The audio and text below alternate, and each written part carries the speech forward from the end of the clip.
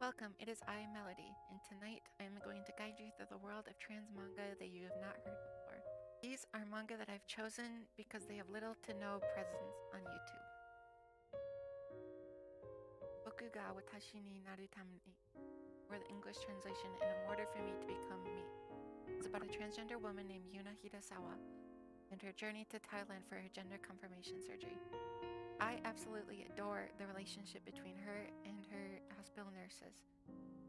Her lighthearted demeanor is always able to turn a bad situation into a joke.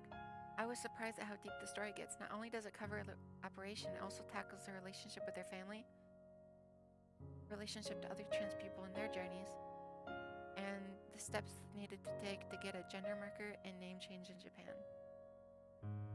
It can get somber at times, but it never fails to leave you down for too long. This manga is very good for anyone considering SRS, as it is a very good look into the workings of the operation and the accompanying stay at the hospital. Even without all that, the main appeal to me is the story of Yuna Hirasawa and her bittersweet but mostly sweet trip to Thailand. This next manga would appeal to anyone who likes Nagata Kabi's work on the Soul Exchange Diary. My husband, who actually turned out to be my wife, is about, well, exactly as the title states. This autobiography of a trans-cis lesbian relationship where the couple, or more specifically the transgender lead, Wafako, comes out and goes through the steps of transition. Sets the tone by the third panel where the wife of the transgender lead exclaims that Wafako being transgender was fairly obvious and that she figured as much. Most transgender stories follow the lead through some hardship related to their trans status, whether it's struggles with dysphoria or people in life who are unaccepting. But this manga doesn't really have anything like that.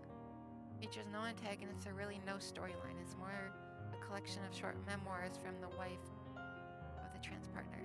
It's really short, consisting of 4 chapters that only have like 4 pages each. So it's a quick, earnest story that I think anyone might enjoy. Strange Mansion, written by the darling Yuna Kagesaki, who penned the Chibi Vampire / Karin series, which I have deep nostalgia for as I watched it back on YouTube in middle school. And it was the catalyst for my vampire fixation in middle school. Well, that and Vampire Night and the Cirque du Freak manga. But that's neither here nor there. The manga follows a stalker who moved next to her high school crush that turns out has transitioned into a woman. And is dating their former classmate. Goofy hijinks ensues, and the titular Strange Mansion grows in size. Grows to include the sister of the lead and a sex pest lesbian erotica writer. Yeah, this manga is kind of trash, but as a connoisseur of trash, who am I to judge? Unlike the other manga, this one is harder to recommend. It doesn't have a particularly good narrative and is somewhat transphobic.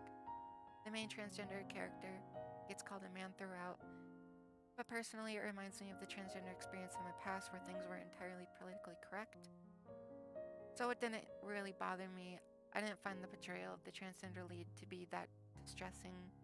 If you are able to handle the transphobia of the early 2000s, then I think you'll be fine, but trigger warning, it's a bit insensitive. Rika gets in a heated argument with his mother after she discovers a book about transgender people and he frantically runs away. On a chance encounter that rainy night, Rika meets Satsuki, another runaway student. Satsuki, withdrawn, offers his condolences, but declares that he doesn't need any friends. Normally, that'd be the end, but on a stroke of luck, Rika ends up rooming with Satsuki for the foreseeable future. Their relationship blooms, and they help each other through their struggles. Bokuga watashi ni naru tame ni was very deep for a story about SRS, but After School Mate is significantly deeper on a general narrative and character base. Rika is absolute trooper, and Satsuki's unwillingness to start relationships is very relatable. Funnily enough, out of all the manga on this list, the one that I relate to the most is the one about a transgender man. I relate to Rika's relationships with his peers and family. I feel for when Rika struggles with the incongruence between his own image and the image of his peers. It doesn't help that we both had family circumstances that led us to live separated from our parents, and it left me remembering some bitter memories. But by the end of it It left me feeling in high spirits. I would definitely recommend this manga to most. I hope you enjoyed this manga. I have a backlog of even more manga that I would like to cover, so I might make a part 2. Good night. Love y'all. Sleep well.